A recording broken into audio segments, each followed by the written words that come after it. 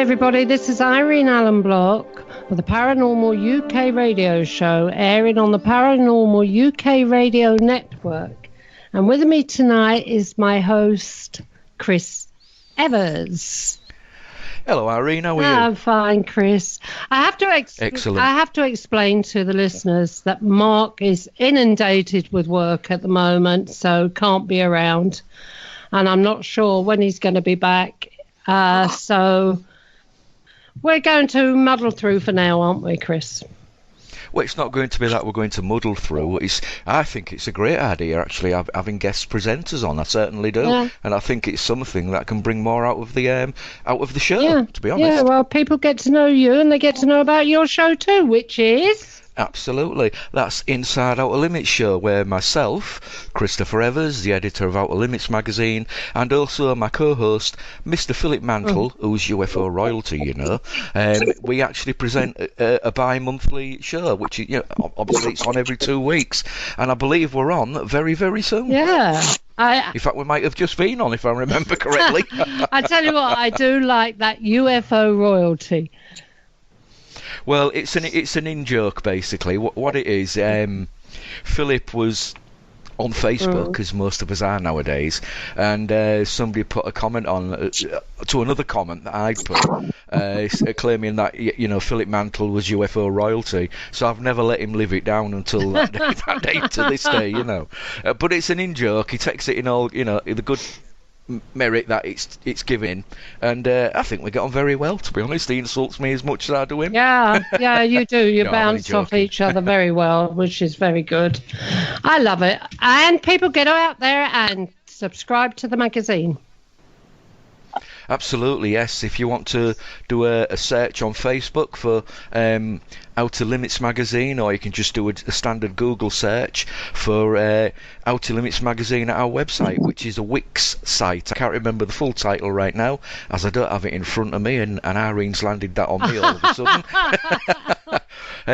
Just look for Outer Limits magazine. Yeah, that's a good idea. Everybody go and do that, because I tell you, you will not be disappointed. It's one of the best magazines out there. And it is fairly cheap as well. 6 issues a year, Irene, for less than the price of 2 pints of good old British beer. And I don't know how much British beer costs now. Well, if you average about £5 a pint, you'll be about right. I heard somebody laugh in the background there. That was their guest. He's been making funny noises in the background, haven't you, Alan? Oh. I guess. I thought my mic was muted, but I guess it wasn't. No, it wasn't. You've been making some really weird noises there, boy. You know, I have 3 dogs, and right now I'm trying to. That's what my dad used to say.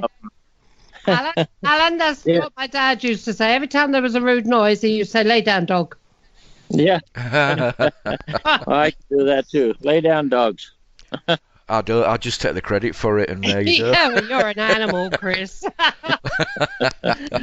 Right, our guest tonight is Alan Wright. Alan Wright's the author of several books, and he's here tonight to talk to us about a couple of his latest ones. Well, it's definitely his latest one, which is Ghost Stories Among Friends. For anybody that likes an amalgamation of different ghost stories, this is a great book to get. And there's another one I'd like you to talk about. The book are called You're on the Air. This is a book where Alan's been on various radio shows and had some strange things happening, and he'll be talking about this later on with us. So, first of all, then, Alan Wright. Hello. Hello there, Irene. Hi, Chris. Hello, Alan.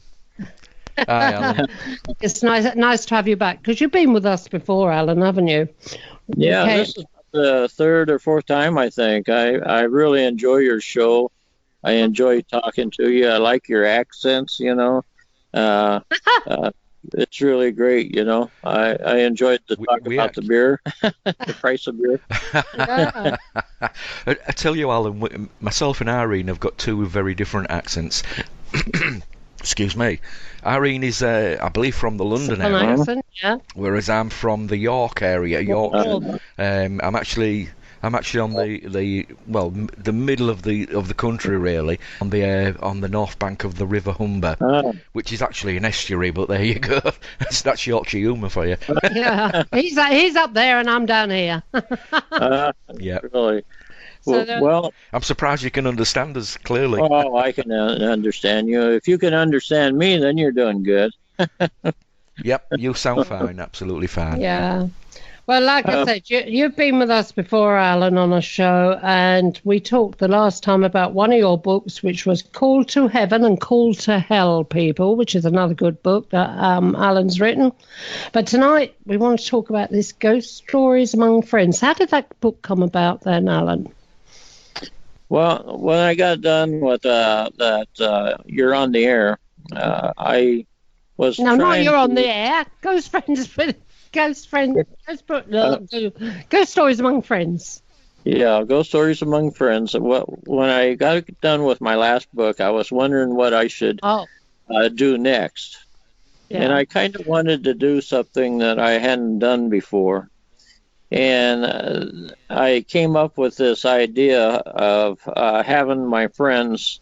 I have about 20,000 followers on social media, I guess.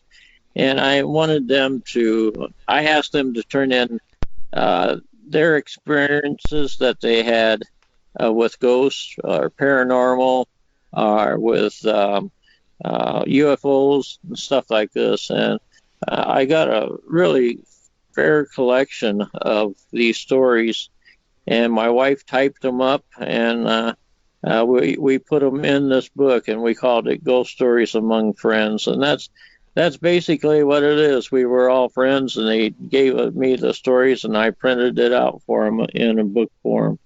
And there's all kinds of stories in here. Speaking of UFOs, a very close friend of mine, I never knew this before of him. We went to grade school together, and his mother had an experience. Well, actually, he did too. But they were going on a trip, and they were going on. Hello? Yeah, what did you say just then? They'd grown up on a truck? No. No, they'd gone. Several friends had gone off on a trip. Oh, sorry, it's my hearing. Honestly, Gail, get your ears sorted out. So you had several friends that went off on a trip. Okay, I understand that now. Sorry about that, people. It was his father and his mother, and then his sister and himself. And his sister and him were in the back seat, and I guess they were sleeping because this was very early in the morning, and it was still dark out. Anyway, his mother told him about this UFO that all of a sudden appeared on their right-hand side and followed them for miles and miles and miles. And they were kind of afraid. It would speed up and come up close to them, and then it would back off and stuff, and then it would kind of come up over their car. And it was quite interesting, the story about this UFO. Alan, it sounds like the UFO was playing with them. Well, pretty much so. I've always believed that there are extraterrestrials out there. I always believe that there's higher intelligences out there. Yeah. If we think we are the only people in the universe, human beings, then we are sorely mistaken. Dumb. Yeah, dumb. But anyway, this took up quite a bit of the morning, I guess, and finally it just took off in a blink of an eye. It was gone. Mm. And he never told me this story before, and his mother never did either. I was real close to his family. Him and I were in Cub Scouts together, and that was when we were in second and third grade in school. And his mother was actually our Cub Scout or den mother, and so we were fairly close. And I used to go swimming in his swimming pool in the summertime, stuff like that. But yeah, he was one of my best friends. But he never told me about this until just lately. But the thing of it is, can I? Yes, go ahead. Sorry, Alan. Can I just ask you a question there? Don't you find it very, very interesting that a lot of people have some kind of paranormal experience, i.e. UFOs, ghosts, etc., etc., but a lot of them are very, very scared to come forward, as you've just explained regarding your friend, because of that ridicule factor that most people fear will occur. Oh, yes, definitely. In fact, he never knew that I was an empath, a sensitive, and a spiritual medium. He never knew that as we were growing up as kids. For the same reason, I was afraid if I told him those things that I talked to ghosts, I saw spirits, that he would probably turn against me, and then I'd lose a friend. So I never told him those things either, and he didn't find out about those things until I started writing my books. And now he's a very, very big fan of mine. He really is. He buys all my books, and he's letting his relatives read them and everything else. He's a very, very good friend. But anyway. Well, that's brilliant. More power to his elbow along those lines then for you, Alan. Yeah. But yeah, I agree with you. There's a lot of people out there that will not say that they've seen ghosts or UFOs or Bigfoot. There's a lot of things out there that is strange that's going on that people will not talk about because they're afraid they'll be ridiculed. But, so Alan, when he told you, what did he actually say? Well, he contacted me by email, and he said, I understand you want paranormal stories for your book from people. And I said, yeah. And he says, well, I'd like to tell you a story about my mother and my father and myself and my sister when we went on this, I guess you guys call it holiday. And Yep. And we were traveling very early in the morning, and he just explained it the same way that I explained it to you. And I asked him, I said, that's a great story. I said, would you please write it up in email form and send it to me? And that's what he did. He sent it to me in email form. So, okay. And so after having that experience, or as a family, even though that he may have been asleep in the back of the car, back of the vehicle, did he start getting any paranormal experiences of his own after that or anything? Because many people do, apparently, when they see a UFO, they see either more UFOs or they see paranormal stuff going on around them. Yeah. It kind of opens up the senses, sort of thing. Yeah, well, Irene, I actually think his mother was she had abilities. I think she was probably a medium of some kind herself. Yeah. And she was a sensitive, and she because he also told me about a ghost story that she had where she saw a ghost. And and I'm almost 100% positive that people that see these paranormal things have some type of ability that allows them to see and experience these things. Yeah. Because sometimes a ghost can be standing right beside you, and one person can see it and another person not. And I think it's Very true. Plus, spirit can speak to somebody in a clear voice, and maybe one or two people can hear it, but the other people in the room cannot.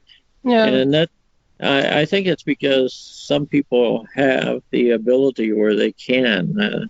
They have abilities where they can speak to spirits or hear spirits. They have the same way with holes, Yeah, I totally agree with that. I do agree with that. It's not the right words to say, but it's as if they're wired different. This is not the right words to say for it, but it's something different about some people to what their other is different to others. I often see people, like you say, standing beside people, but those people don't even know. They don't even sense that there's anything beside them. Exactly. Exactly. So when you said that really did register with me because, I've had that in shops when I've been talking to the girl behind the counter bar being served and someone's there, I see someone or something, but I don't tell them. I don't bother telling them. Some people would tell them, but I don't. Not in a shop full of people, when everyone's queuing up to pay for their stuff. No way am I going to start doing that. Well, can I ask you then, Irene, is that because of the ridicule factor? Do you think you don't do that? No, it's because I know I'll get it in the ear hole from all that lot queuing up to pay for their goods. Come on. All right, about? Okay. Well, it's like me too. I can hear somebody speak and tell me something. Yeah, when I'm in a store or something, and it's kind of hard to sit there and acknowledge it when there's people walking around you. They probably take you in and have you examined for. Yeah, but that's true. That can be true too. Yeah, but I think it depends on the situation when you see these things, whether it's if it was something important I felt from these spirits, then obviously I'd do something about it. But when you see them just drifting through you, past you in Tesco's or something like that, they're just going their own way, doing their own thing. They're not interested in me, Really? So I don't take any notice of them. Yeah. I've making their way to the meat counter, and that's it. Getting a piece of cheese. I've kind of deliberately fostered the lunatic fringe, basically. I was going down the motorway quite recently to a place called Keighley, which is where Last of the Summer Wine and all that kind of area, Keighley, where the Brontes Railway Children movie was filmed back in the 60s. And I was going down the motorway in the accompaniment of two wrestlers. I was going to photograph the show. What, real life wrestlers? You mean real ones? Oh yes, real life wrestlers. Yeah, absolutely. I could just imagine you sitting there with two spirits in the with their little panties on in the car, Well, the wrestlers, the conversation gradually came round to Outer Limits magazine and UFOs. So they started asking me questions, do you really believe in all that? Yeah. So, but I would deliberately give them the answers they were expecting. Oh, he's a nutcase, and all this kind of stuff, just to kind of like feed, that ridicule factor. That's why I've been asking about it, you see. Because, before you go on, Chris, before you go on, can I ask you one question? What were you doing with two wrestlers in your car? I wouldn't mind two wrestlers in my car, I tell you. Well, these wrestlers, they wrestle for an organisation in the Hull area, Kingston upon Hull, where I live, and they do shows around the country. Now, I don't drive, which is why I was in the car with the wrestlers, and they were taking me to the show. And obviously, as I say, the conversation came round to, do you really believe in UFOs, the landing? So obviously I told him about Roswell, Rendlesham, other events that are going on locally to me at this precise moment, you know, and I've been over the last couple of years. I'm sure you're aware of Paul Sinclair and what he's been experiencing and talking about, and you know, so I started discussing all that. But the questions got a little bit more bizarre, so I thought, right, okay, I'm going to feed this bizarreness now. You scared the shite out of them, didn't you? Yes, I did a little bit, yeah. Two big burly wrestlers. Especially when you start talking about human mutilations and things like that. I thought, right, that's it. There you go. But anyway, sorry, Alan, I've interrupted you in mid-flow there. Sorry, I apologise. That was very nice, very funny, I should say. You know, if you want to scare two big old fellas, just tell them that you got a message from one of their ancestors that has passed. A couple of guys turn white, you know, because that's pretty neat. Well, I can imagine him sitting in the back seat of a car with two big burly wrestlers either side of him, you know. Really. Scaring them like mad. I think that would be great. Absolutely great. Really. Oh, it's been my day. I have the same feeling about. Yes, sweetie. Carry on. I have the same feeling about UFOs and Bigfoot and stuff like that, because I think people are being prepared for that kind of stuff. I saw a UFO myself one time it was about 20 years ago. And I don't know. I think it's people that's, like you said, wired for that. Not only am I a medium, but I also saw a UFO, you know. And, I have a memory of things that I should not have a memory of, and I got it when I went and saw my grandfather after he had passed on. Now, tell me, did I go there, and how long was I there? I don't know. And these memories come back to me in short bursts of knowledge, and they come as I get older. They come to me in quicker. How can I spaces of time? And the only way I can know this stuff is by being there or experiencing it. And there are people that have traveled to different dimensions and stuff and have come back and said basically the same things that I have said. And so I think this is happening. I also think people that sees UFOs probably are going to a different dimension also at some time. And that's the reason for seeing the UFO. Maybe they're being dropped off. Maybe they're being picked up. What do you mean, these abductions? Abductions, yeah. Exactly. Oh, maybe. Yeah. But then there's other people that see them, like I've seen them up in the sky over the top of my valley when I've been standing out in the garden or sitting out there having a coffee or a glass of wine on the patio on a warm evening, you know, and I've just watched them going across the sky. So, and I know I'm not going to another dimension then, not until I've had a few more drinks, I'm not. So, trust you. but you know, the ones that do feel that they have been taken up aboard a UFO and spaceship or something like that, yeah, I can see that. Maybe there is something to do with dimensions here. Yeah, I really do. I know when I went and saw my grandfather, I saw 9 levels of heaven, I call it. But actually, there could be 9 levels or 9 dimensions of heaven I saw. So, and when I went to hell, I saw at least 3 levels of hell, but they could also be dimensions of hell. So, I very much changed the way that I believe. I still believe in God because I do believe that there's a human being or a entity that is responsible for this, who you could possibly call God. Or somebody that could be an alien. An alien, exactly. He could be the head of his race and everything else in the universe. Yeah. So you actually believe then that there is somebody that is above all others, that is, whether it's a superior alien or a deity or... Yeah, I believe they look just like us.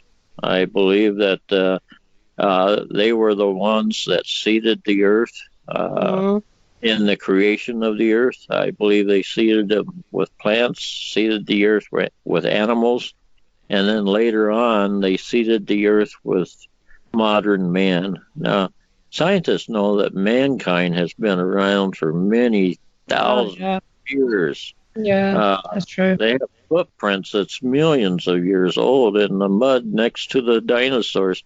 And, you know, that's got to tell you that humanoids have been around for thousands of years.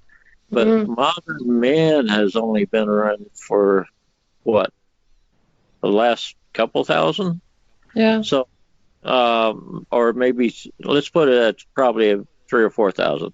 But anyway, modern man hasn't been around very long. So you believe then that there's somebody that's, you know, it's like they say in the Bible, that created all this? Yes, I really do. I feel that I saw him when I went and saw my grandfather. He was a human being like me. Yeah. And but the only thing is, he has great power, and that power is technology. They can do things that we can only think about. We think we are really good with technology. We have nothing compared to these people. Nothing. I've heard, you know, that, where am I going with this? I've heard that people have been abducted and one thing or another, and they've seen actually on these ships and everything, their actual departed loved ones. Now, whether it's aliens giving that guise that they are the loved ones to make that person feel relaxed or whatever, I don't know. Or whether there is something to do with their harvesting spirits or souls or something like that, I don't know. But I do know one thing, like you say, if they are made in our image, or we are made in their image, what about the Greys? Because I know a few people that look like them and all. I really do. There's a very interesting verse in the Bible, I think it was, where it says that God cannot accept sin. Yeah. He cannot tolerate sin. And if he did, he would cease to be God. Now, how can God cease to be God? I mean, he's all powerful. He's the one that's responsible for all this. How can he cease to be God? And the reason why... Doesn't make sense, does it? The reason why is he's the head of a council. That's all there is. Yeah. Council of the universe. There's all kinds of species of intelligences out there, and they have formed an alliance among each other and a council of these alliances who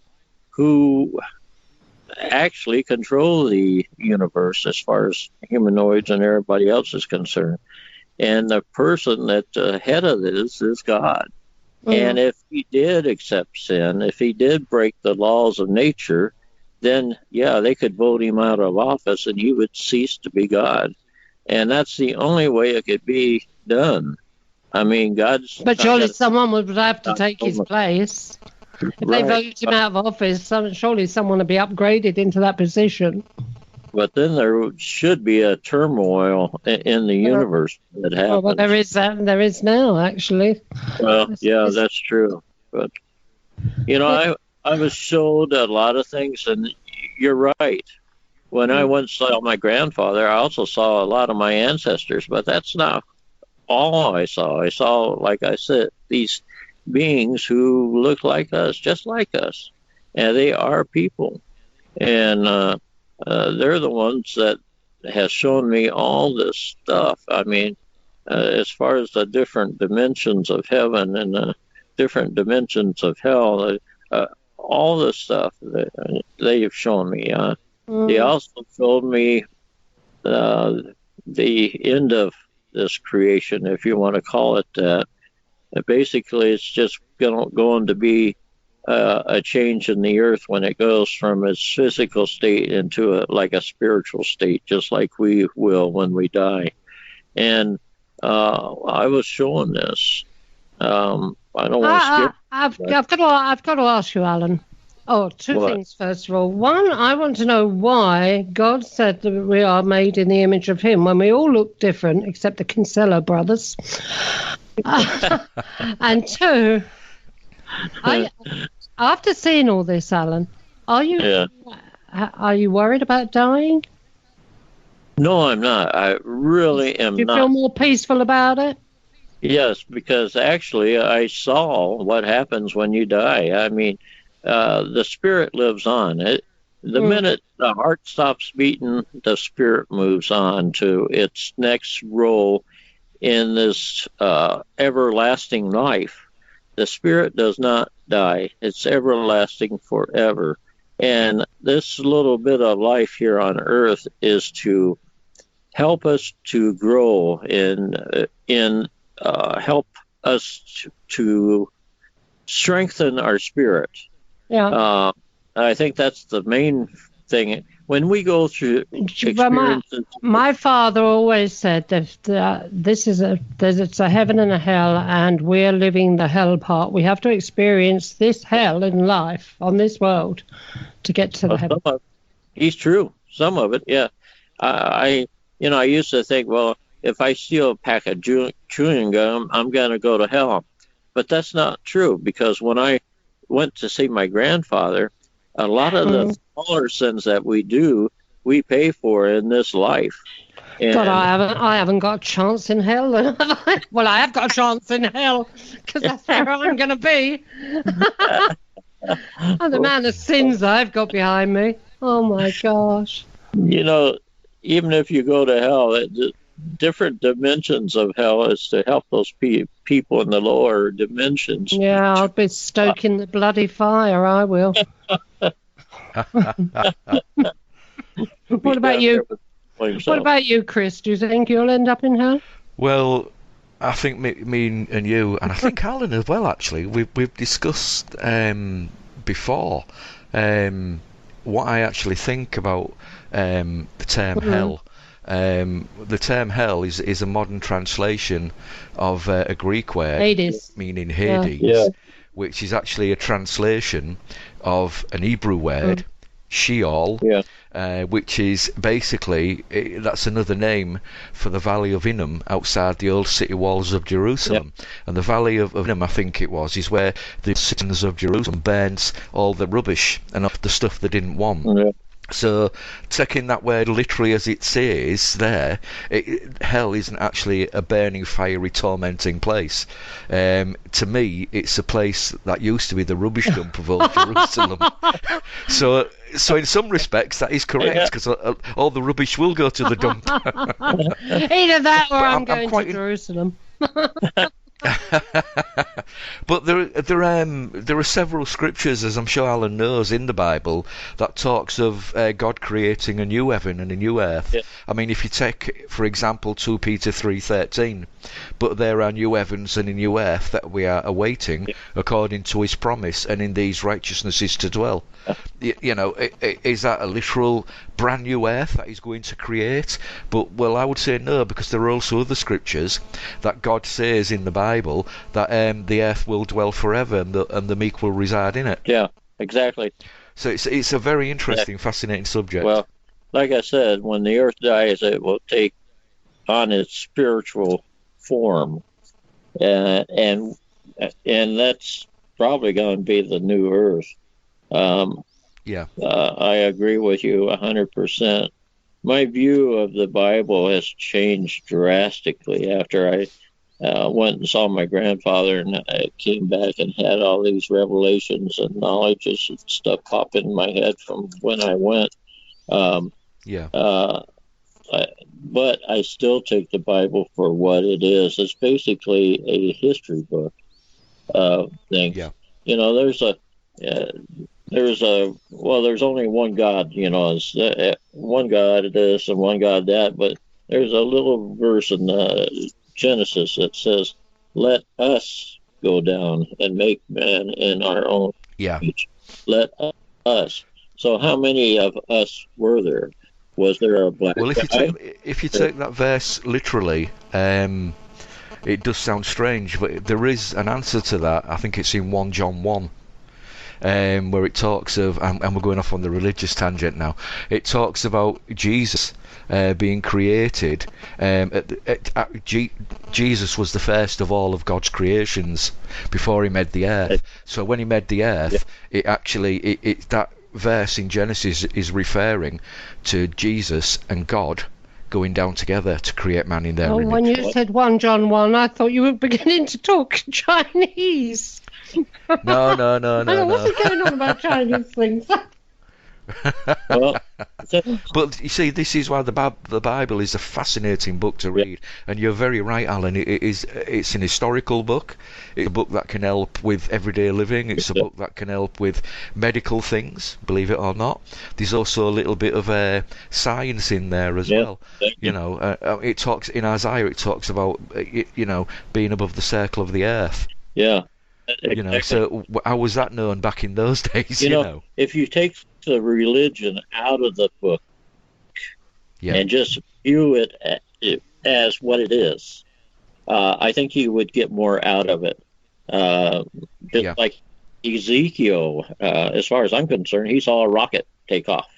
Yeah, in that book, he saw it, and he described what he could tell of that. The four wheels and this and that, and the flames and smoke, and he couldn't say what it was because he didn't know, but he described it to the best of his ability. Oh, absolutely, absolutely. It wouldn't be.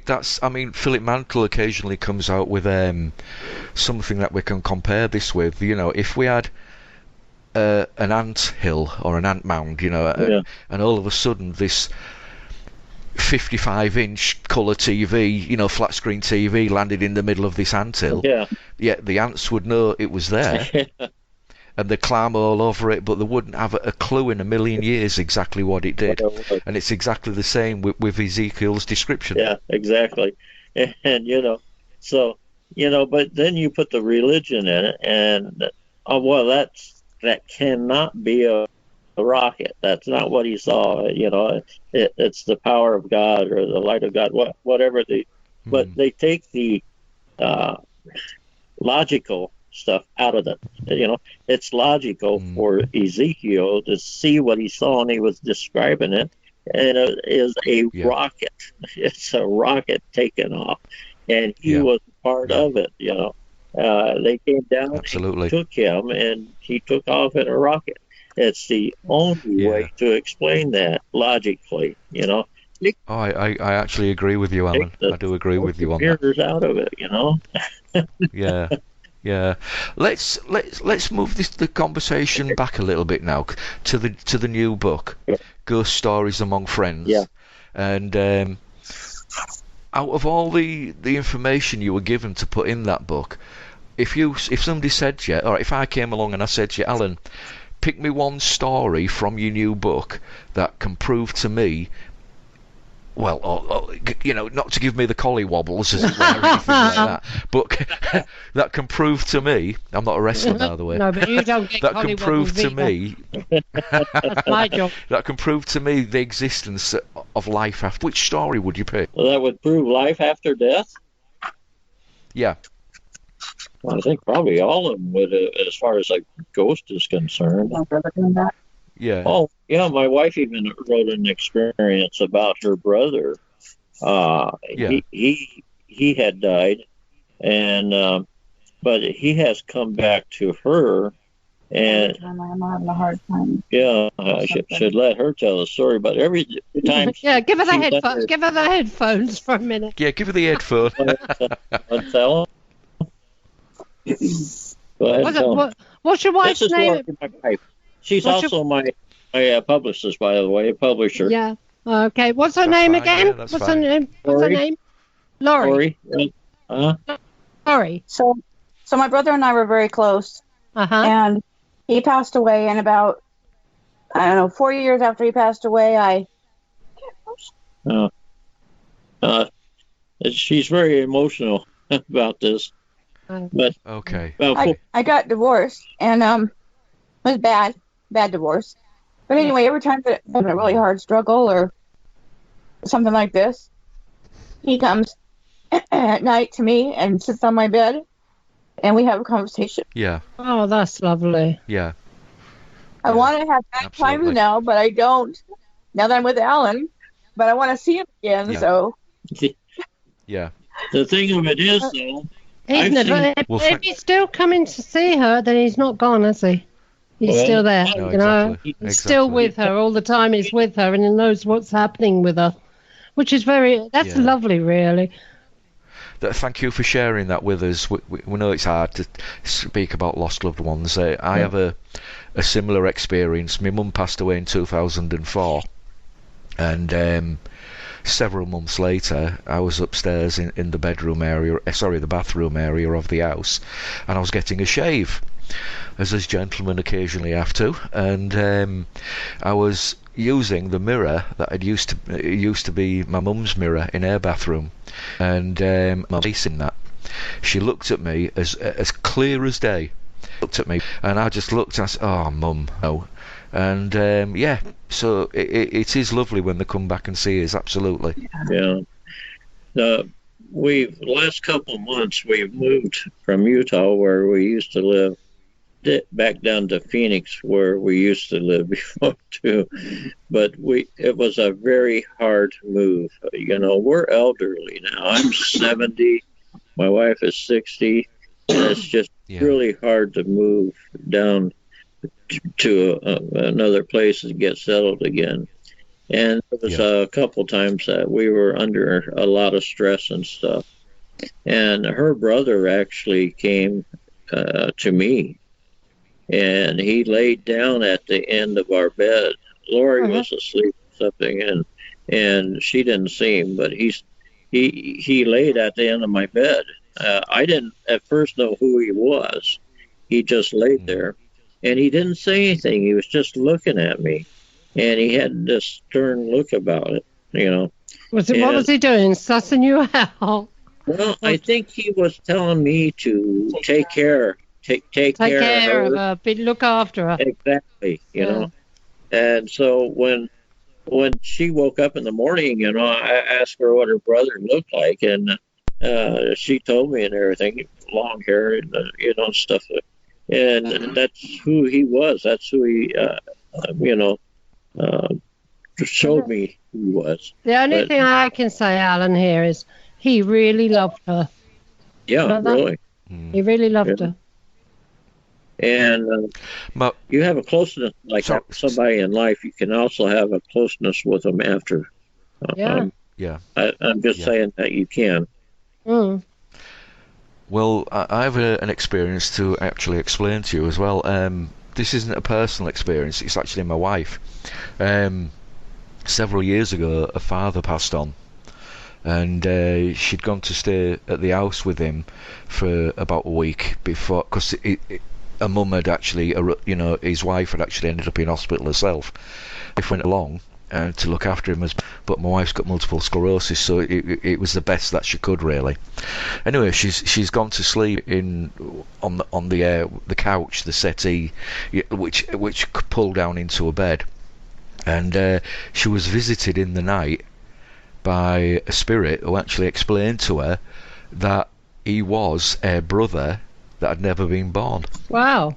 Oh. So that was a startling experience that she had. You know, she straight on the telephone, as you can imagine, to me to explain it all, and oh dear. That's cool. That's really cool. Yeah, I really like it. That's a good one. Yeah, but I also believe that your relatives that's passed on that you never met also contacts you. I know I had a great grandmother. Actually, I saw laying in her casket at her funeral. I dreamed this is what it was, and I saw her, and she was in a black dress with a white flowery collar on it, and she had the whitest hair I've ever seen. That's what impressed me about her. It was snow white, And I remembered that dream, and I was about 6 years old, something like that, 7 years old. And anyway, I went over to my grandmother's and grandfather's house one day, and on the mantle they had a picture of this woman with this brilliant white hair and wearing that black dress with the white collar on it. And I asked my grandmother, I said, "Who is this woman?" And she said, "Well, that's your great-grandmother." And so I believe that they make themselves known to you in one form or another if they, so desire. And I think I was born in 1949, and she died probably about, 1943, somewhere around there. And so that would have been just about right time-wise. I mean, when I saw her and everything, it matched up. But she was brilliant, and her hair was the whitest I've ever seen. I've never seen hair like that after even. But that was my great-grandmother. I think she wanted me to know who she was. Yeah, maybe she watches over you. Well, that's true, too. Yeah. I did. Can we switch the other book for a minute? Yes. Of course we can, yeah, absolutely. Which one? You're on the air. Yes. You're on the air. This is when you've done various radio shows, and you wrote a book about some of the experiences that you've had doing these shows on air. Yes. I was on this one radio show one time, and I was doing readings for people, call-ins and stuff. Yeah. And this one guy, he came in, and he was a mental wreck. You could tell just by the way he talked that he was down, really down. And he said, "Mr. Wright," he said, "Mr. Wright, do you think you can help me?" And I said, "Well, what's wrong?" I said, "What's your question?" And he says, I just don't know what to do and with my life, and he went on explaining this. And then all of a sudden this woman came in, and I do most of these radio shows, well, in fact, all of them in my bedroom, and my wife was laying beside me too. And like I said, this woman comes in and identifies herself as his wife. And yet he sounded quite young, like in his 40s. And I forget what his name was. We'll just call him Joe for the heck of it. But anyway, I said, "Joe, are you married?" And he said, "Yes." And I said, "Well, I got a woman here who says that she's your wife. Has your wife passed?" And he said, "Yes, she has passed." And then it just took off from there. It was really a strange reading. She told me to tell him that she loved him, even after death, and that she was with him all the time. She also said that she was one of his guardian angels, and told me to tell him that whenever he was feeling down like that, to talk to her, to call upon her, and she would be near him, that he would be able to feel her, which is true. You have to try it sometime if you don't think that's true. And then I'll be darned if this guy stepped in, and he was dressed in like shorts and stuff that they would wear like in the 19... and was he in spirit as well? Yes, in spirit. And he came in, and he didn't say a word to me. He just held up a picture of a chubby little boy with with a grin on his face. His face was real chubby with a grin on his face.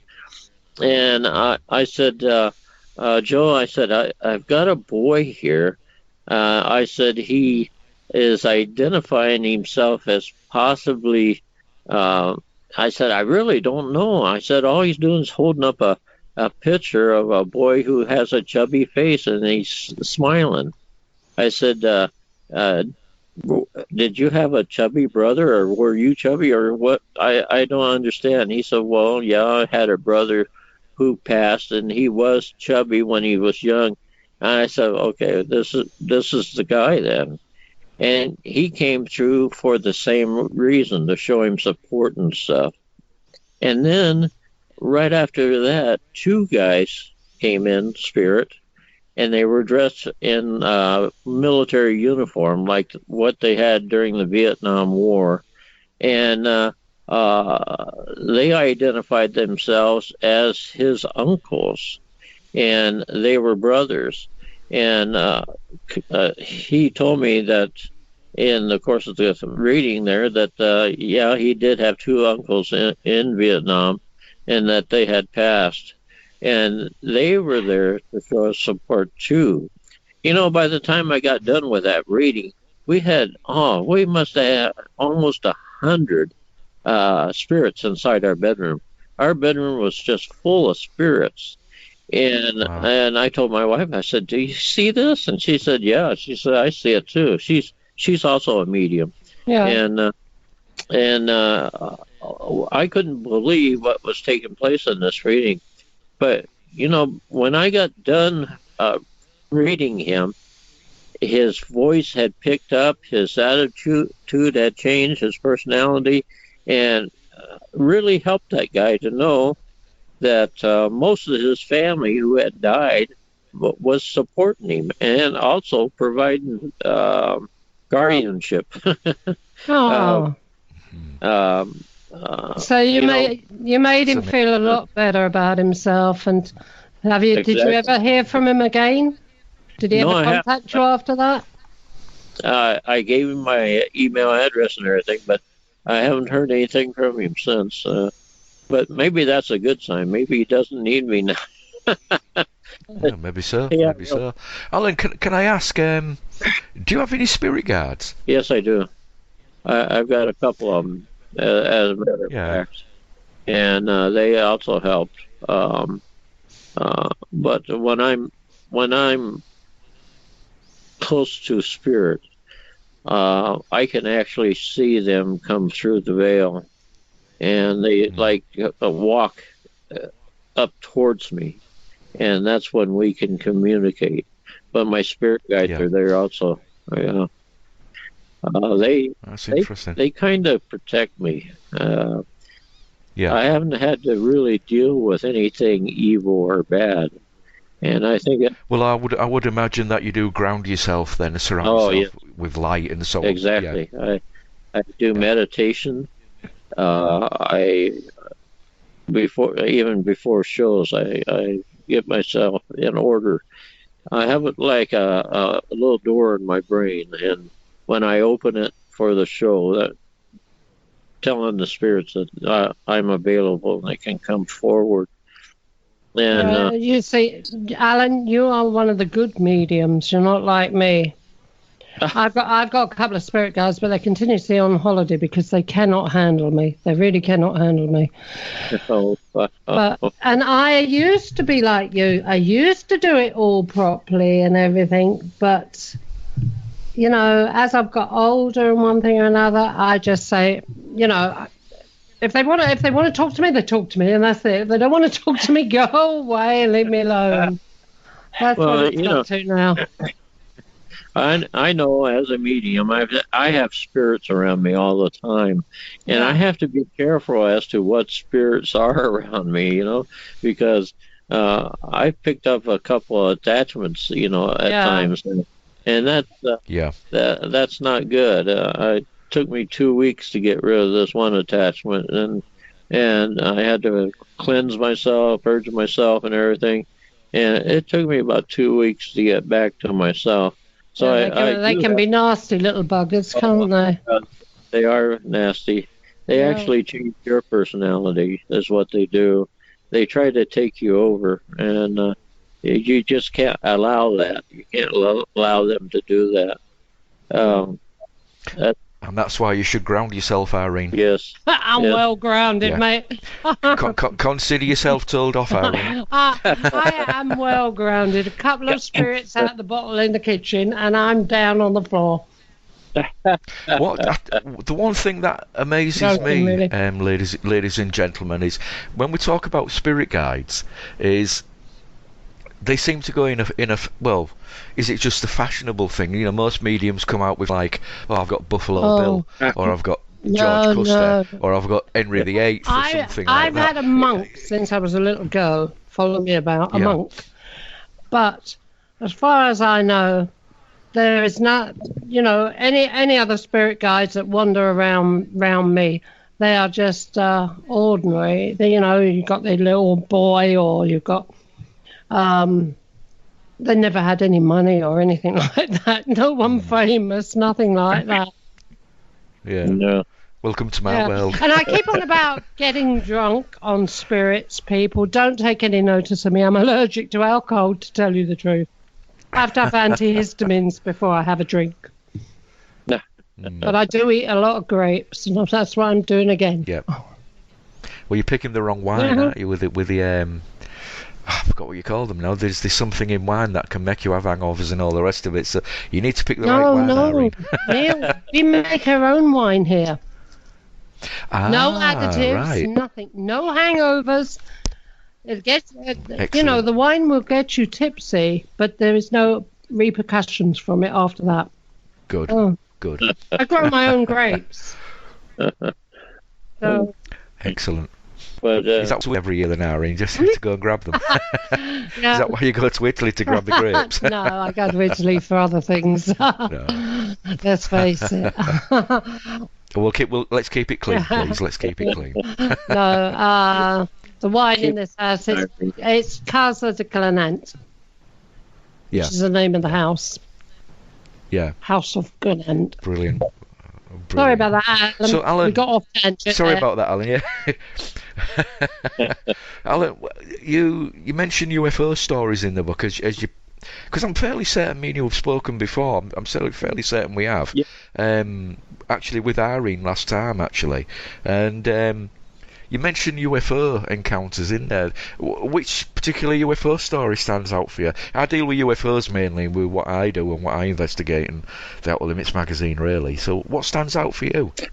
Well, I put my own story in the book. The UFO that I saw, it stood out to me at the time, that's for sure. I never saw one before, and I didn't really know what to look for, And I took my little Chihuahua dog out one night to potty, and do his thing. Yeah. And as I was out there and he was wandering around looking for a place, I just casually looked up at the stars and the moon that was up there. And this was about 10:30 at night. And I noticed a bright star next to the moon, and I thought, boy, that's kind of weird. I've never seen that before, And as I was thinking that, all of a sudden it started moving. And at first I thought it was an illusion of some kind. But it started moving, and it was moving towards me. Now, when I saw this, it was in the southeastern part of the sky. And it started moving towards me, and it wasn't moving real fast. And I thought at first it might be the space station or some satellite or something that I was watching. Yeah. That's about the speed it was traveling. And it kept getting closer and closer, and all of a sudden I thought, that damn thing's going to pass right over my head, And as I was watching it, just before it got to me, now we're talking, it was way up in the sky, thousands of miles, probably up, not thousands of miles, but hundreds of miles up in the air. And but as it got closer to me, all of a sudden it shot off. It made a 90-degree turn, and shot off to the northeastern part of the sky in an instant. I mean, it was like shooting a bullet off, or even faster than that. It was just a blur when it took off. And it surprised me at first. I thought, no man could live through something like that. The G-forces would be so tremendous, he would be dead. And I could not understand how something like that was made by humans, I didn't know of any rockets or anything that the United States or any country had that could do something like that. Make a 90-degree turn and then just take off in a blur like that. It was gone in just a second. It was, I couldn't believe it. I was flabbergasted. I was in awe. I was in awe. Well, so would I have been. Alan, Definitely. do you get sorry about the dog barking, people. I'm in the dog kennel at the moment. I was in the parrot cage last time, but I'm in the dog kennel today. Right. What I was saying, Alan, do you get very many UFO sightings where you live? Now, this was in Arizona before we moved up to Utah. And in that part of the state where we lived, it was north of Phoenix. Yeah. And it was in the desert. So, yeah, they said that when I called UFON, I guess it was, and reported the sighting, they said that they had been getting a lot of reports from my area. And there's a lake in that area, miles away from us there. But they were getting a lot of sightings of UFOs over this lake. So I guess there's just certain areas where, you really see them. But I'm sorry. Did you ever hear of the Phoenix Lights? Yeah. Yeah. Well, I was in that when that happened. You weren't, were you? You saw that? Yes, I saw that. I was in an area north of Phoenix, and it was on higher grounds. Phoenix sits like in a valley, and I could look down and see those lights going across Phoenix. And I don't know, it just didn't strike me as something paranormal. Not until after it happened, and then people were making reports that thing had come down from Nevada, and down through the desert area there, and came into Phoenix, and actually made a U-turn as south of Phoenix, and came back through and headed back up north. And they were claiming that thing was huge, just really huge. And it was in a V shape. And the lights that we saw were on the edge of the wings of this thing. But it was silent, just really quiet. You didn't hear nothing, no buzzing, no nothing. And I saw it moving through the city that night from where I was at my vantage point up there in a little town called Cave Creek. I could see it. And but yeah. In your estimation, do you think it was a UFO, or do you think that it could have been something man-made? If it was something man-made, it was something that was high-tech, because, like I said, very huge. It was a huge thing. It covered most of Phoenix there, that area. No, I asked that question because you said in the beginning, you were saying that you didn't feel that it was paranormal in any way when you first saw it. No, when I first saw it, I didn't, because of the lights. The lights were flickering, and when you up above a city like that, they're all flickering. But I did see these lights that were flickering, and they were moving. And I didn't know whether they were airplanes or flares or. Phoenix also has a lot of blimps and stuff that flies around. stuff like that. I didn't take really notice of it until after it made the news, and when it made the news, I'm going, I saw that. That's what I saw. You're the first person. You're the first person I've ever spoken to that's actually saw it. Yeah, it was. I don't believe it was man-made. No, I don't believe so, because it moved from one state to another very rapidly, and when it got to Phoenix, it slowed down, and it was as large as a city almost. It was huge. It was that big. Wow. Yeah, it was huge. It was really huge.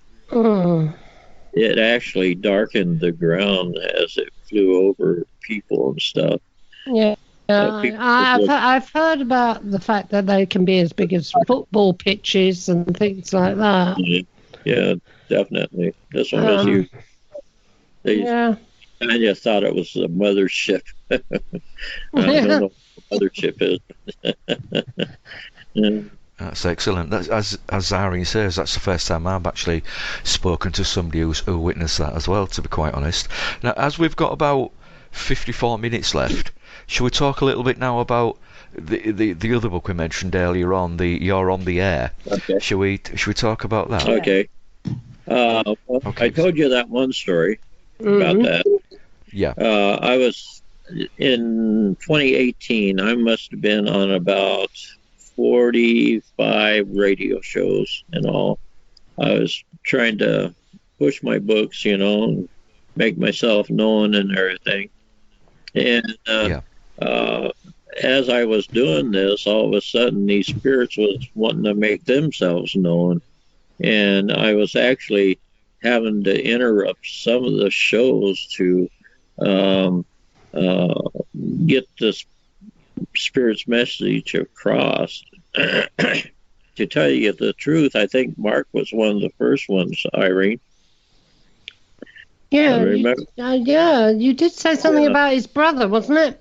Yeah, his brother was with me that night.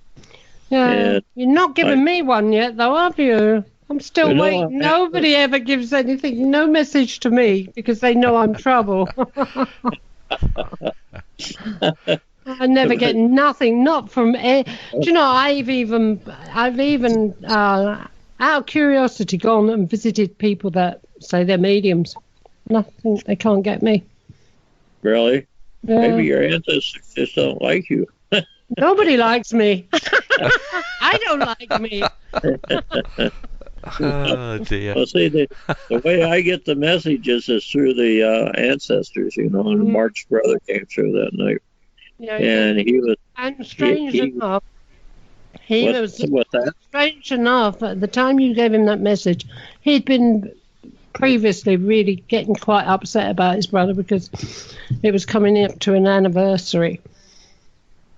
Yeah, and then you came out with that out the blue, and it practically knocked his socks off. Sorry about the British saying, but it shocked Mark. Yeah, made him feel better. I think his brother knew it was anniversary time too, and he knew his brother was in a state and wanted to ease his mind some too as to what happened and stuff. And as I told Mark that night, his brother told me that. Yeah, his brother told me that he was his guardian angel.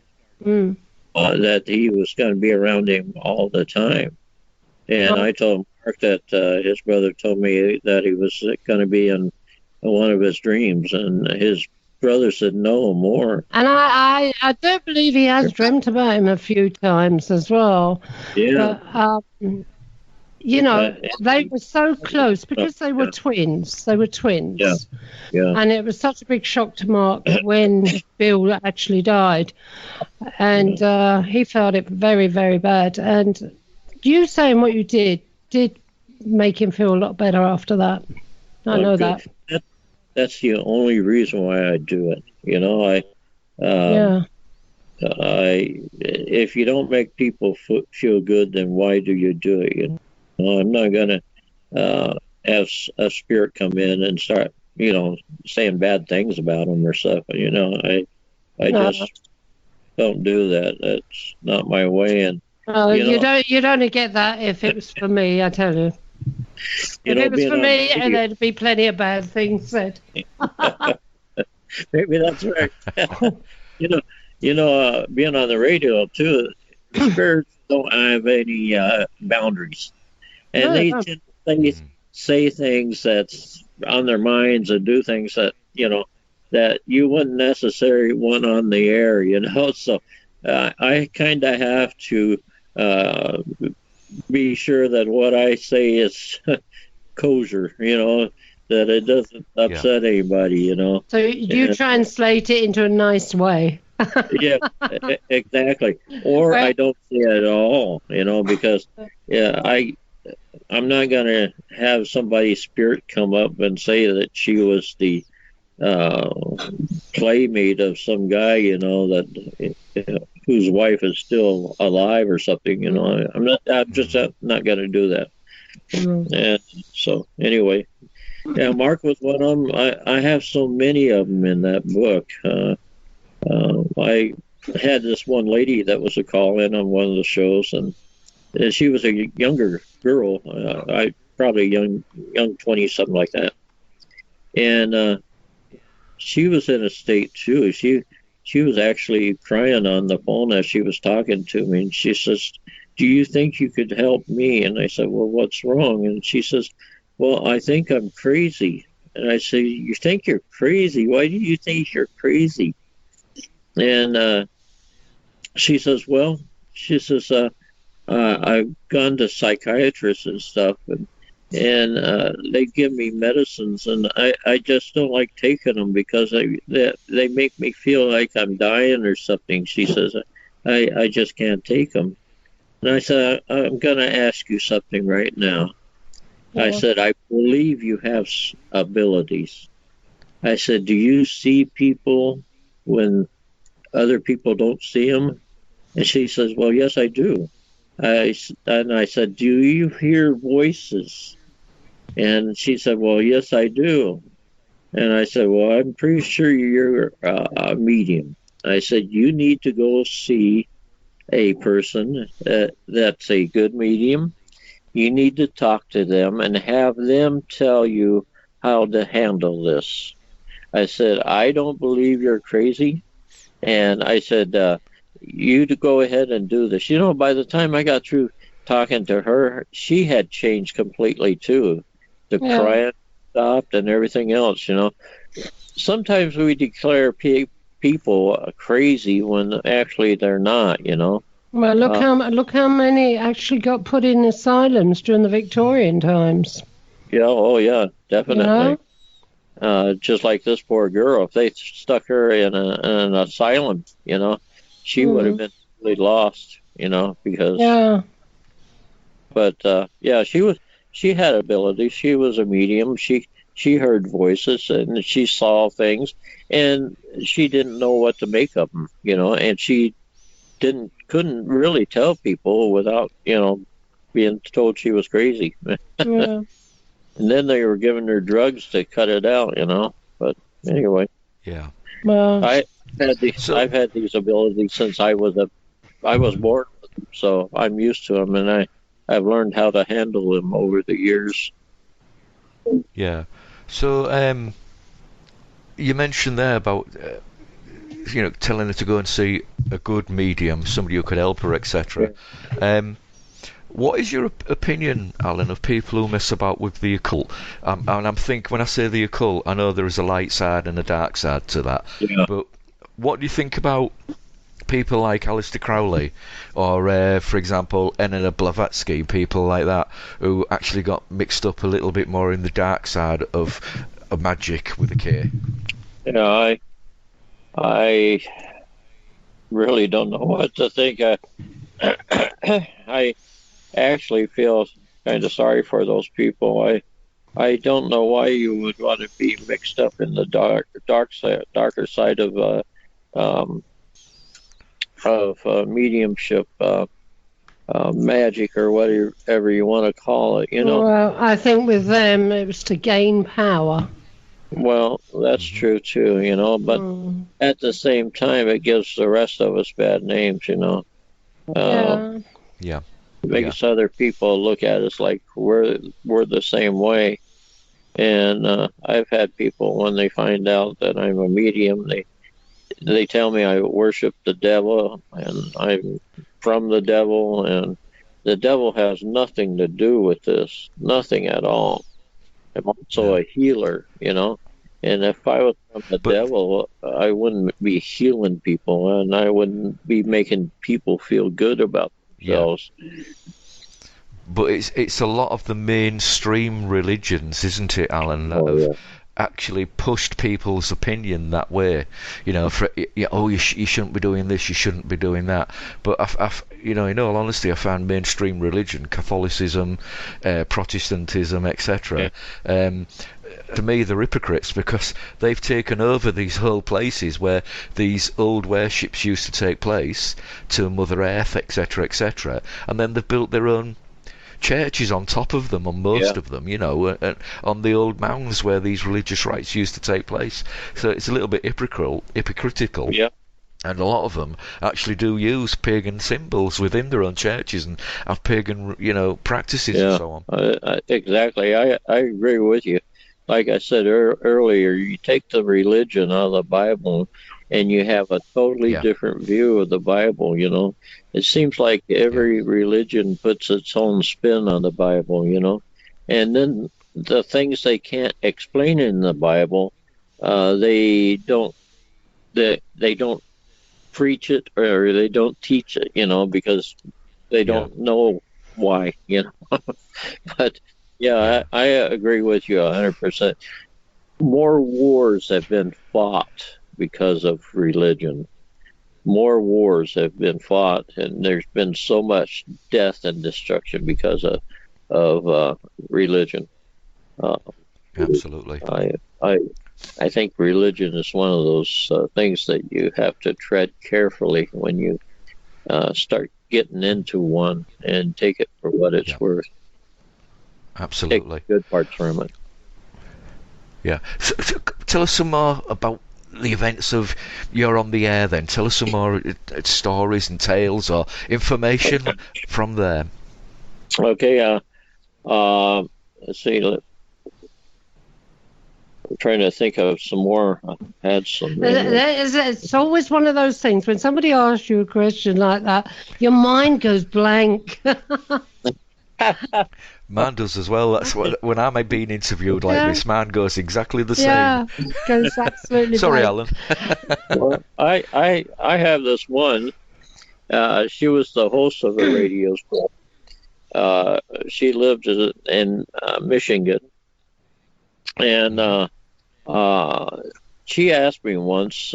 She said that her father had died a couple of years before, and she wanted to know if I could contact him, because she was afraid that he was mad at her or something, because she used to be able to talk to him. She could feel him next to her and stuff, but lately he had stayed away from her, and she couldn't understand why. And so I did. I contacted him. And I contacted her through emails, and I told her, I said, your father told me that the reason why he's staying away from you is because one or two or more of your family members have asked him to stay away. And the picture I got in my hand was they put their arms up like they were reaching for God or heaven or something. I don't know whether it was some religious thing or what, but they were telling him to stay away, that they didn't want him around anymore. So I told her that, and she didn't like that too well. She since his death, she was placed as an executor for the for his estate, for his will. And anyway, she was trying to get all of his personal things and his real estate and everything together. They were going to sell. He had a pretty good sized farm, and they wanted to sell that. He had 2 farmhouses on this property. I guess it was pretty good size. They had to go through the barns and clean out all the personal items that he had. They were trying to sell them and get rid of the junk or whatever. In this whole process, I was pretty much with them on this because one time I told her, I said, your father came to me and told me that there was an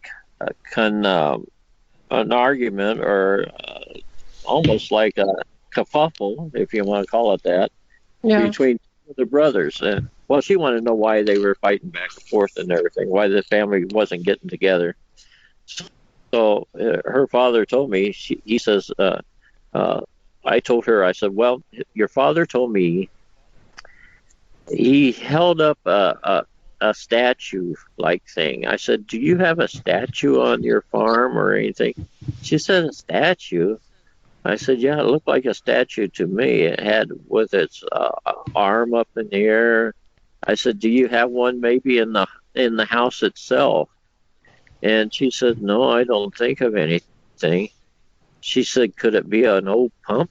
I said, a pump? She said, yeah, the kind that you pump by hand. And I thought, that's what it is. It's a pump. A water pump? A pump, a water pump, you know. Mm.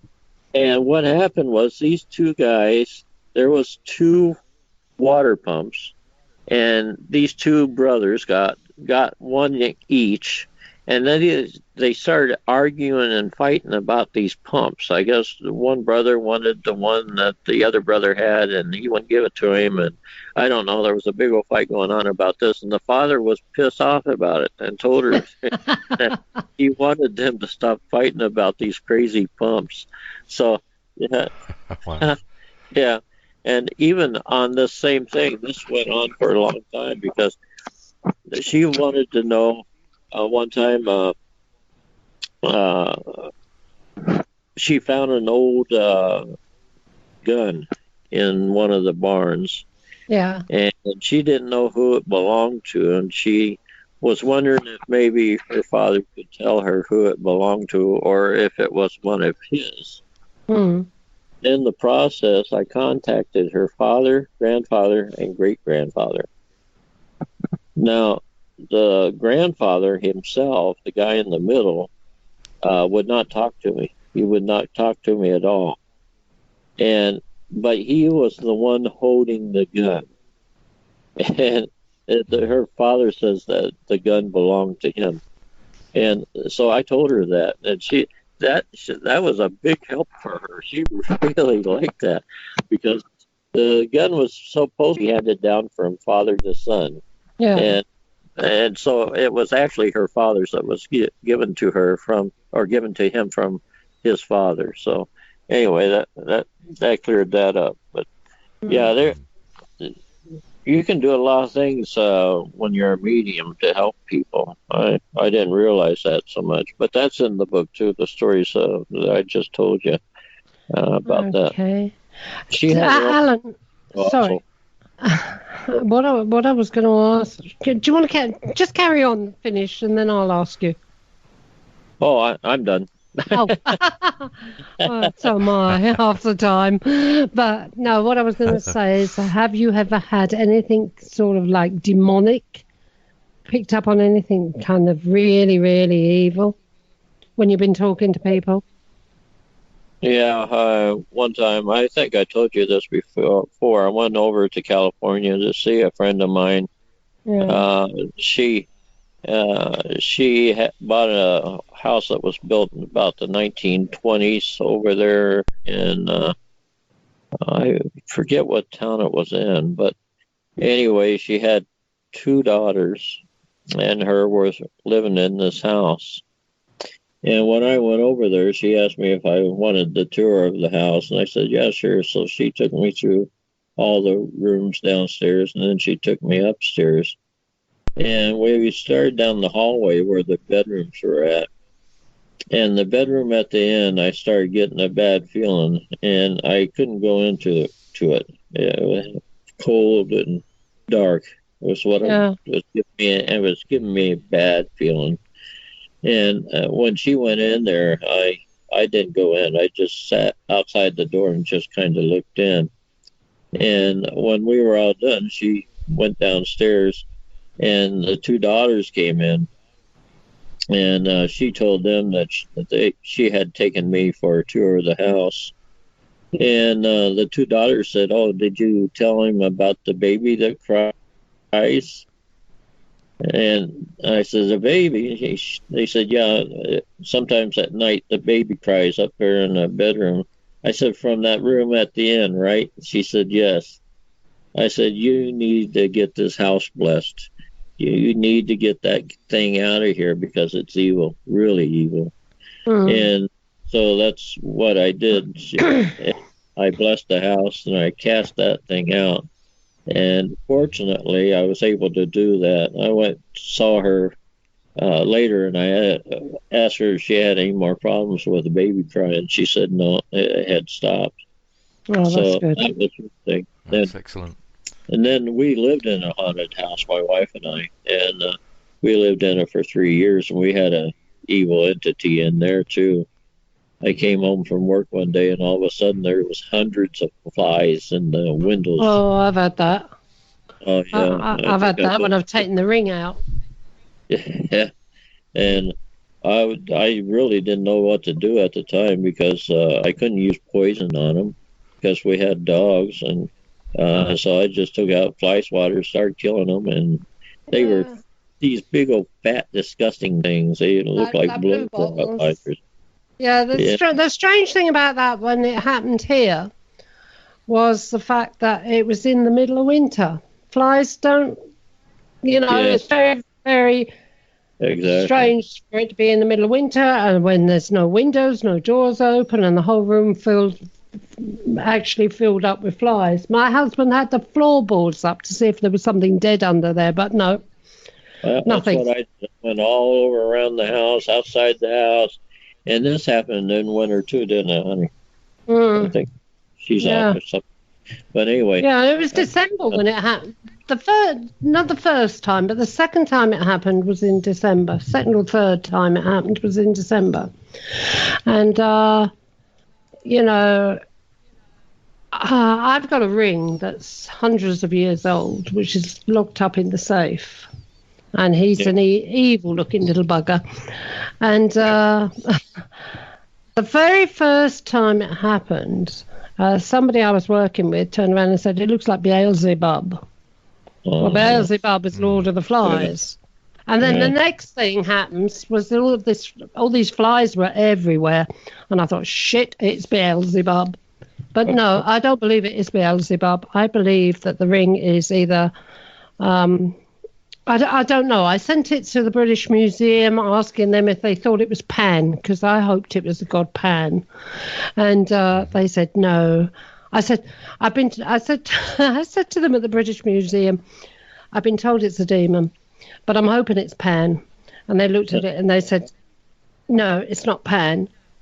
I think it's a demon." And I thought, bugger. So he's back in the safe. He comes out every now and then, but he's back in the safe. And there's a long story attached to that, and it's in one of my books, Among the Spirits, I believe it's called. I'm not sure. I can't remember. Mark changed the title. Anyway, getting back to these evil things, has anything ever scratched you or attacked you physically? Well, I got that attachment that time, and that I had to deal with that. But I've been very fortunate in that I've never been scratched or hurt like that physically. Yeah. I can't say that. In that haunted house too, when I went to bed at night, I had this creature that would, after I fall asleep, I had this creature like in my nightmare come running up to me and scream in my ear. as loud as she could. God. Yeah. I called her a banshee, and she was female, and Yeah. she just screamed and screeched, and it would wake me out of a sound sleep, and I'd bounce out of bed, and I was ready to do battle with whoever was in the bedroom, and sometimes she'd do that 2 or 3 times a night, and I had to get up early in the morning to go to work, and I'd go to work, just frazzled, man, after dealing with that. But she looked like a banshee from the descriptions that I could find. I only want to do what I do, right? Because occasionally I get something bad come through here. This house is well haunted. It's well known to be, as a haunted house. And I had some dowser out once. He said it's sitting on ley lines, this, that, and the other. But every now and then I get something that passes through. And if it's evil, you can sense it. You know it's evil. Oh, yeah, as soon as you sense it, you know that thing is not good, right? I just put my hand up at it, palm up, as if I'm putting my palm into somebody's face, like I'm saying, no, don't go there. But I say, P. I can't say it on there, can I? PISS off now. And it goes. I really lose my rag with it, and it just goes, disappears. So I go back to sleep. People have to realize when they're dealing with the paranormal, human beings do have a power. Yeah, within it's an themselves. energy. You're letting out an energy. Exactly. And you can command those things to leave you alone, to leave your house. Yeah, and most of the time you can do it. If they won't leave, then perhaps you need to get a demonologist or something in there to help you. But I'm lucky. I don't need demonologists. I think they're scared crapless of me. When I lose it, I lose it. Well, I've never had to do that either, and I've been able to bless my house and get rid of those things. Yeah, I'm like you. I was born with the ability, and I've been clearing mainly bad stuff. For people for over 50 years. So I've got my own technique now. You're either called on a path where you are working with the good things, or you're working with the bad things. And unfortunately, it's the bad things with me. You used to work with the good things, you said. Yeah, when I was young. But that was a learning experience, Alan. It was a learning experience. I went through all these different stages. I went through mediumship. I went through trance mediumship. I lost interest in it and then went into spirit rescue. And from spirit rescue, I went to clearing really dark, nasty stuff. I had a team that was so big working with me. I had nurses, I had doctors. Because when you're clearing stuff, it's not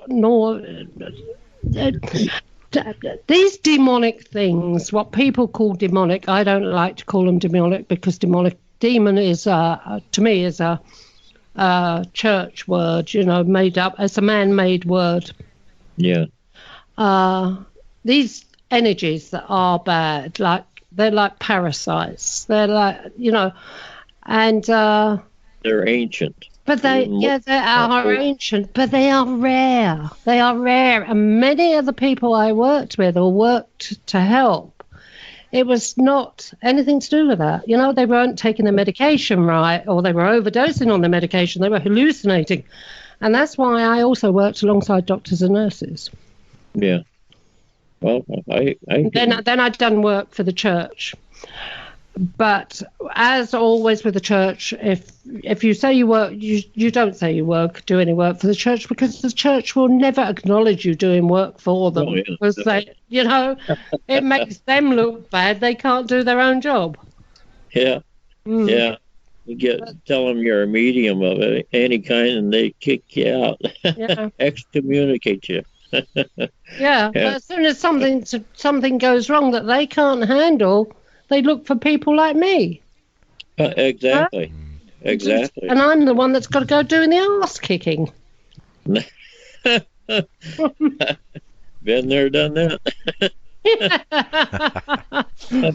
So if somebody Now has I'm in radio. a genuine interest, if somebody has a genuine interest in this subject then, and they perhaps want to become a medium and perhaps maybe go down the road you've gone down, Irene, or down the road you've gone down, Alan and your wife, Well, what step? I mean, we'll presume the first step is recognising they have the That's right. ability. That's Yeah. right. And Yeah. you know, with me, I'm like Alan. I'm self-made, right? Yeah. Self-taught through experience and now old age, but through experience. But there was one thing that I did have to learn from somebody else, and that was how to switch it on and switch it off, because I was getting pestered day and night by Yeah. this stuff. Exactly. So when you spoke about that, you know, that obviously resonated with me, because I did go through that when I was about 18 or 19. So I had to see somebody, and they showed me how to do it, how to actually have kind to do of the switch same it off. thing. Yeah, I had to Yeah. learn that. Yeah. Unfortunately, I learned it on my own, but I did. Mhm. And I taught my wife how to switch it on and switch it off, because she was having problems with it too when I met her. She didn't know she was a medium, and I told her, I said, "You're a medium." She's a sensitive, and she's an empath, and she got a job in Walmart here in the States, and that's the worst place you can work, because the store, I've seen some of their shoppers. Yeah, and she picks up on their emotions and everything. Yeah. And some days it was good, but other days she get physically sick from dealing with the stuff in the store. And she finally just had to quit and get away from it. And even myself, I don't like to go into crowds or large gatherings and stuff like that. I try to stay away from them. And I would rather go to a small grocery store than to go to a large, big old Walmart type thing that sells everything, because I pick up on their emotions also. And sometimes I pick up on the bad ones, anger and stuff like that. And you see, I'm not an empath.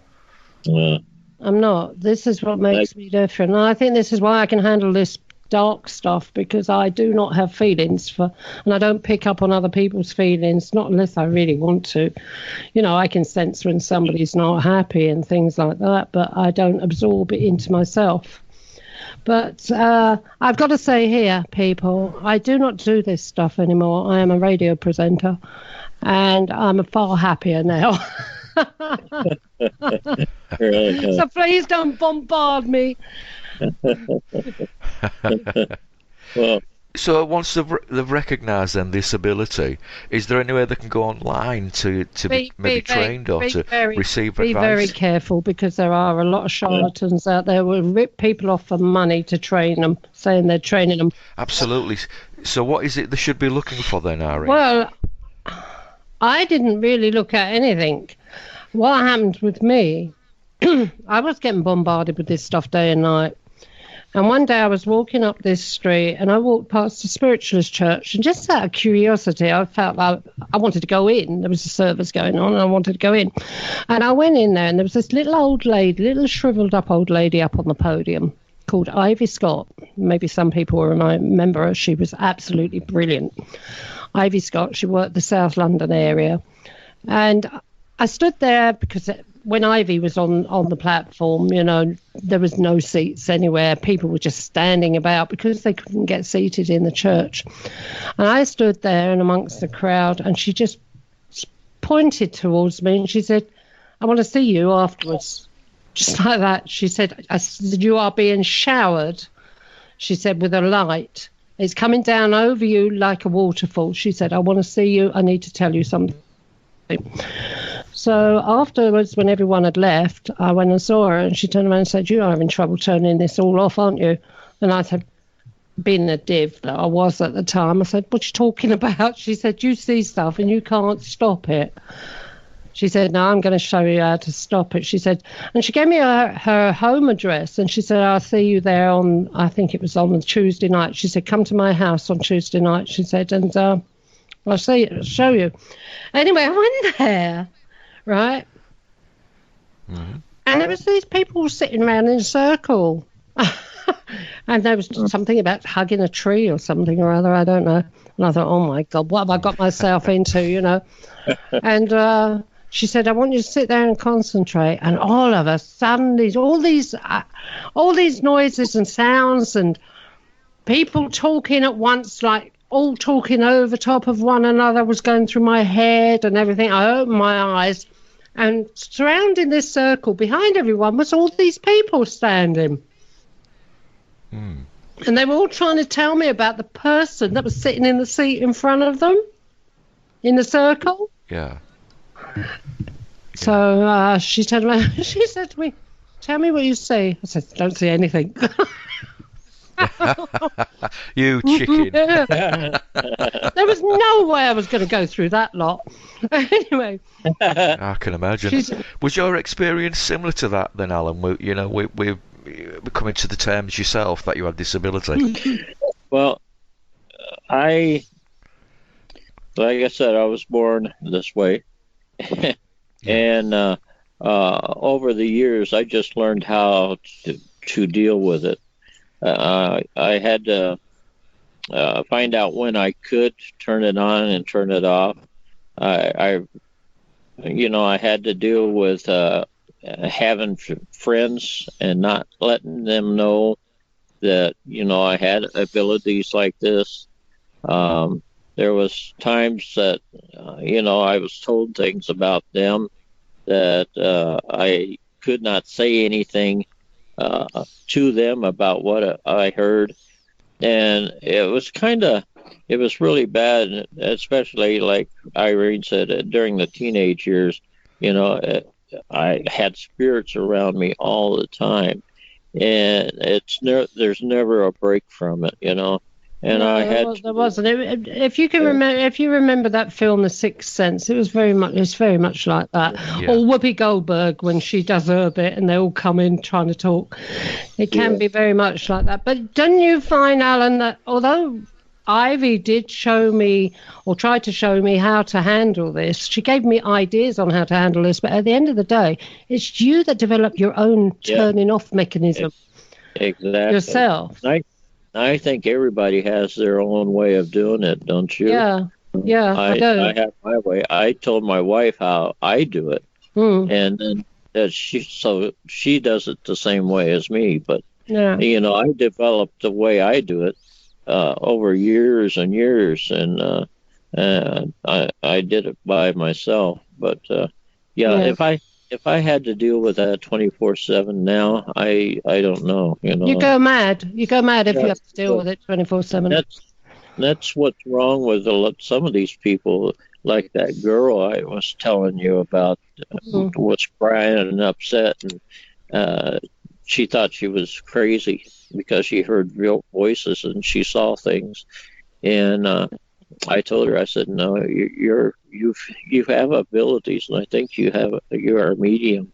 And the minute I started telling her about things and stuff, she quieted right down. She calmed down, and she was happy by the time she got through talking to me. And she needed to see somebody that was good. Well, I think because, getting back to the question, there are so many charlatans out there that will rip you off, charge you £1,000 to teach you to be a medium. But they're getting it. Half of them are getting it from a book and can't even do it themselves. If you've got if you've got anything like this, go to a spiritualist church, find a good spiritualist church, talk to someone in a spiritualist church, and at the most you'd pay a donation. Yeah. But you will get help. Yeah. Or you should do if it's a good church. But that was the one and only time I ever stepped foot in a spiritualist church. And that happened to me. But from then on, I'd done it my way, and it's always I do it my way, like the old song. But one thing I wanted to ask you, Alan, What's that? I don't know how long we've got. We've got 15 minutes. My mother died 2 years ago this October. She had a massive stroke and was left paralysed. The only thing she could do was really move her eyes. She was put into a continued care nursing home and survived in a dead body for a year. What I call a dead body. For a whole year. It must have been absolutely terrifying for her because she was aware of what was going on, but she had no control. She was even fed by the nurses liquid food because she couldn't swallow. And I'm just wondering whether you think that she may have seen horrors. What I call horrors. Yeah, bad stuff. Your mother's here with me now, and she's feeling good now. There's no pain, no effects of the stroke or anything like that. She wants me to tell you that to ease your mind up about her suffering, because the suffering she went through then was then, and now she's fine. She's doesn't have any ailments, no diseases, and she's living forever. If you can have an idea as to what that feeling is. She's telling me that although she was in the bed and could not move, did not have any mobility at all, at times when she was resting or at sleep, her spirit would leave her body. And the only times that she came back to her body is when she had visitors or the nurses came in. So the suffering wasn't as bad as what you would think it would be. It wasn't 24/7 for her even then. There's mechanisms, Irene, in place if you're a good person, that things like that tend to not bother you the way that you think it would when you're experiencing them, and that your spirit is able to do things that you would not think it was able to do. And that's what she's telling me, that her spirit was able to leave her body and was able to do things that she wanted to do during short periods of time. But those periods of time were very special for her. She did enjoy the visitations from you. She's telling me that also that she loved you. She loved you with all of her heart. She was a feisty lady when she was alive. She's telling me that she didn't take any gruff from anybody, that she was able to hold her own. But that disease, when it took over everything. But she still managed to have freedom at times, and she wanted you to know that, and not to grieve or have ill feelings about that. She wants you to be happy, and not to think of her last days here on earth as being bad. She's backing off now, but there. That's a hard thing. Yeah, thanks for that. Because I've spent 2 years wondering whether she sees some of these baskets. She saw some of these basket things that I've dealt with in my life. Whether she's had them attack her because she was physically unable to do anything except move her eyes. And I love doing this, because when you're in spirit, it gives me a feeling of, I don't know, it's a different feeling. It's almost like standing before God or something when you do it. It's a great feeling. Your mother was a great woman. She really was. She was a clanswoman, so She had to deal with a lot of stuff in her life. I could see it. She had a tumor on the brain. She got run over by a car. Mum, if it was going to happen, it happened to Mum. But one thing that often I thought about all through my life, actually, was the difference, the way she seemed to care more about my siblings than me. Never really told me she loved me or anything like that until you've just said that. After she died, I dumped my family because they took everything. I have only got from my mother the program of service at her funeral, a piece of paper with a photograph printed on it and what hymns are going to be sung. That's all I got. They took everything. So I dumped them all. I don't care about them. They don't exist in my life. Yeah. Well, she wants you to be happy. She wants you to be happy. And she wants you to remember with her with happiness. I hope you do. Yeah, but I try to, because we used to take her away a lot with us for weekends, wherever we went. If we went on holiday, Mum would tag along. If we went away or said we were going away for a weekend, she'd say, "Oh, I've never been there," and she'd end up packing her suitcase and coming along with us. But isn't that a beautiful thing to have, though, Irene? But excuse me. To remember. You've got those memories from them days away, and now you've got another memory that's just lovingly being provided by Alan there. Well, the hard thing that I've had to cope with for the last, nearly 2 years is the memory of seeing her laying on that bed in that nursing home. Yeah. Can understand that. My mum passed away from cancer, and it did ravish her. But when I see her now in my mind's eye, she's the mum that I remember when she was in her 40s, not when she was in her 70s and passing away from cancer. And that will eventually replace your sightings of your mum as you see her on that bed. It will be replaced in your mind's eye. You'll see her as she once was. Yeah, you see, I still see she couldn't sit up. They couldn't sit her up. She had no core strength, so she'd flop over like a rag doll.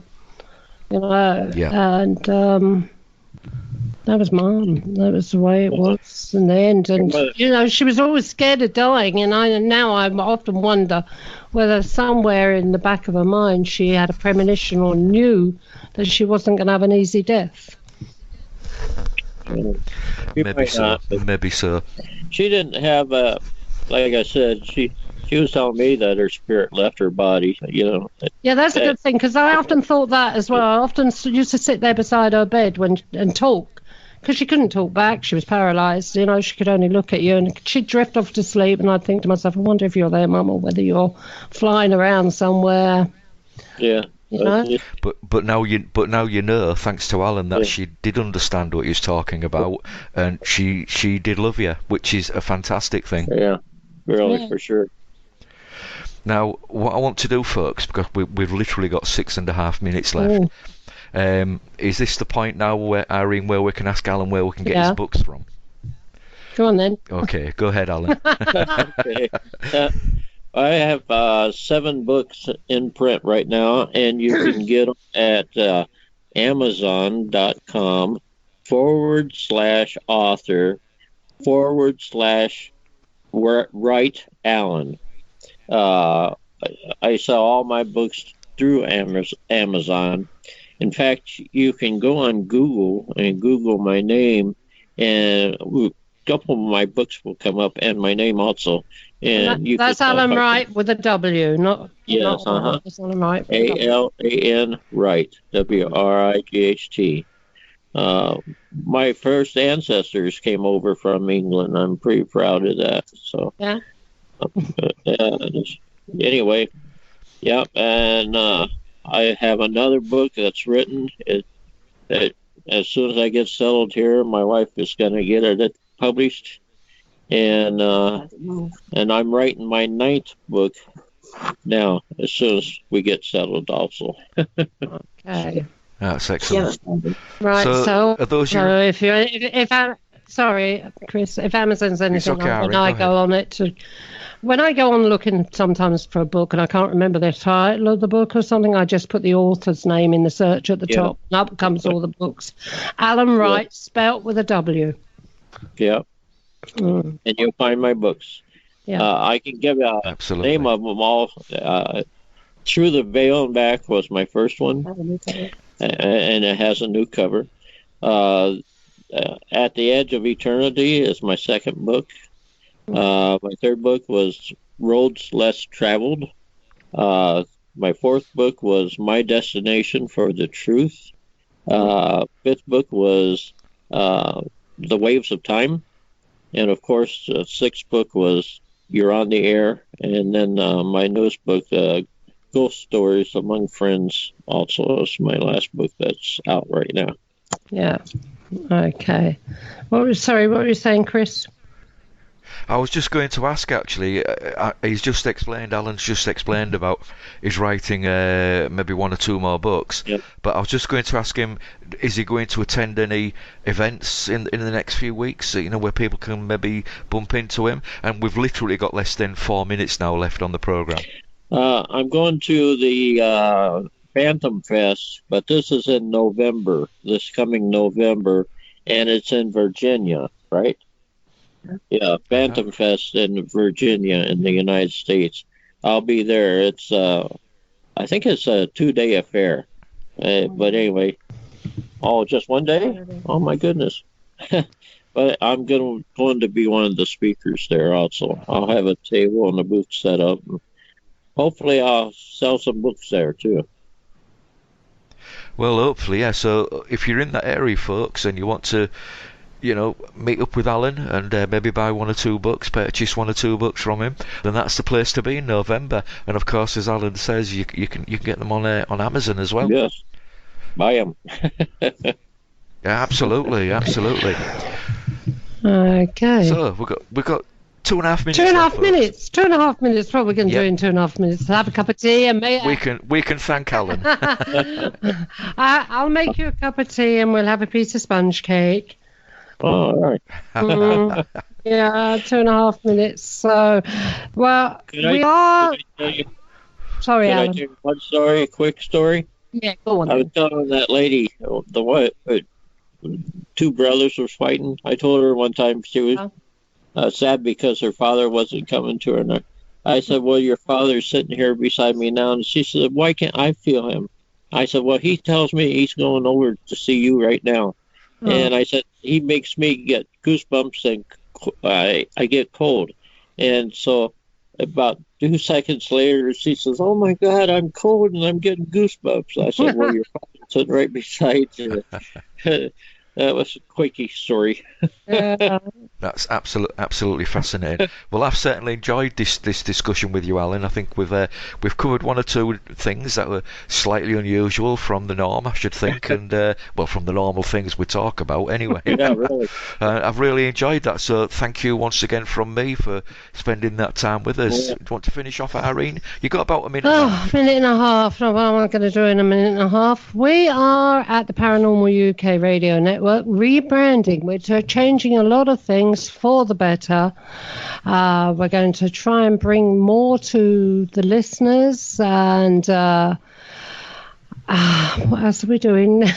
I don't know. We're doing a hell of a lot. Anyway, we're going to be updating the website as well, aren't we? Yeah, we're going to update the website. We're going to create more shows. We're going to do a lot more advertising on what's going on with the radio hosts, what they're getting up to. We're going to try and do loads and loads of things, and I'm going to be sitting there kind of just tapping my foot, I think, half the time, trying to work it all out.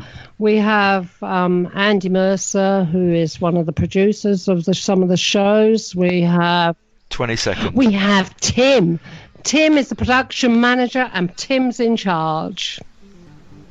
That's excellent. Thank you very much, Alan. Nice to speak And with you. Nice everybody? to be here, Chris. Nice to be with you again, Irene. Yes, You sweetie. take care. I tell you, it's been lovely talking to you again, and we will do this again one day. Oh, sure.